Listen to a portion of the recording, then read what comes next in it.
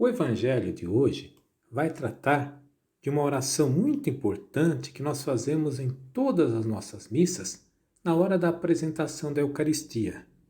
Eis o Cordeiro de Deus que tira o pecado do mundo. O Evangelho parece um pouco confuso, parece que as coisas estão jogadas, desconectadas.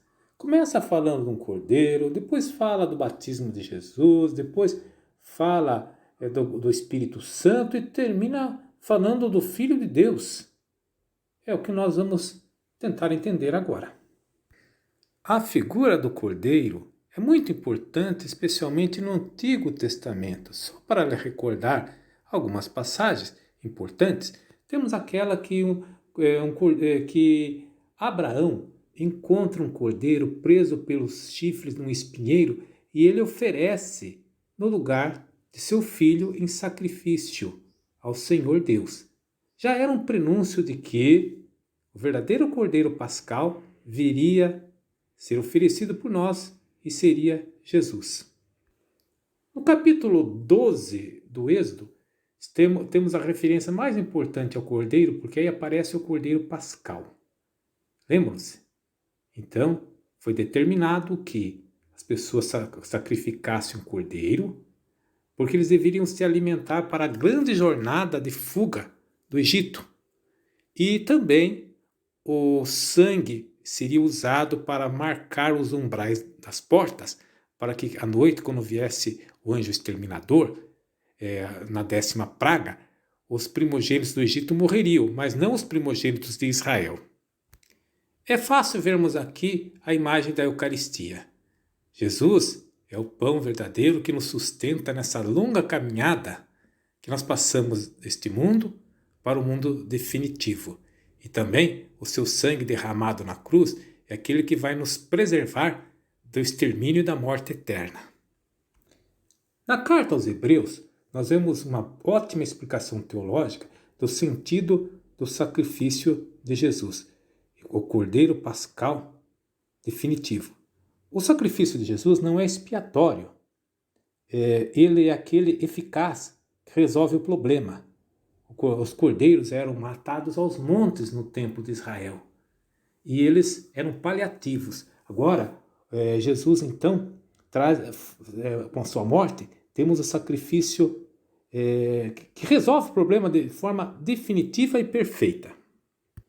O pecado não é expiado, mas é eliminado pela ação de Jesus. Por isso, notemos aqui que a apresentação diz assim, que João Batista faz essa apresentação de Jesus dizendo: eis o Cordeiro de Deus. Não é um cordeiro qualquer, não é um animal. Dizem que em Betânia ficava o lugar onde se criavam os cordeiros sacrificados no templo. Não, ele não é um animal. Ele é o Filho de Deus. Ele tira o pecado do mundo. Ele não perdoa os pecados, ele resolve o problema. E ele não, e nota que está no singular, tira o pecado, não é os pecados, mas é aquela condição de pecado. E não é o pecado meu e seu, é o pecado do mundo. Jesus, Cordeiro Pascal da nova aliança, é aquele então que elimina aquela condição de pecado do mundo. É aquilo que na teologia chama-se pecado das origens, pecado original, a raiz de todo o mal, de todo o pecado no mundo. Para nós modernos, quando a mistagogia sacramental já sofreu uma erosão pelo tempo, nós não somos capazes de compreender que o que vem logo em seguida está realmente muito interligado. É bom sempre lembrar que na igreja primitiva, na igreja apostólica, o sacramento da Eucaristia, batismo e crisma era uma única coisa. Por isso ele não sai do assunto, ele continua no mesmo assunto quando ele fala no batismo. O batismo, na verdade, é o sacramento que vai tornar efetivo na vida de cada fiel esse mistério pascal de Jesus. Cordeiro redivivo que se oferece por nós todos. É através do batismo que é comunicada essa graça a todos nós. O testemunho de João, como ele tem certeza de que Jesus é o Messias prometido, ou aqui nesta passagem, o Cordeiro de Deus, Ele diz que ele tem essa comprovação porque ele viu o Espírito descer, note que ele não fala Espírito Santo, né? Descer sobre ele na forma de uma pomba. Veja bem, não se trata propriamente de uma pombinha, um bichinho que vai pousar nos ombros de Jesus, como nós vemos às vezes numa pintura religiosa. Mas se trata de ele ter presenciado a manifestação da glória de Deus, mais ou menos que é uma visão assim teofânica, tão forte como aquela que Moisés teve no Monte Horebe, quando ele viu aquela sarça ardente que queimava e não se consumia.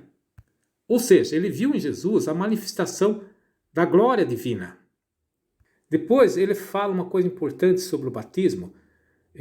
O batismo era um rito exterior, porque a água escorre pelo corpo.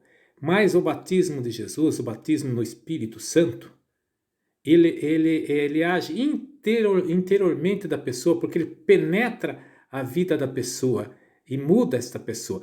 Muda de que condição? Da condição de escravos, de servos, para a condição de filho de Deus. Por isso, a expressão que termina é muito importante, filho de Deus, porque o batismo nos dá as condições também de nos irmanarmos em Cristo e também nos tornarmos de servos a filhos de Deus. Amém.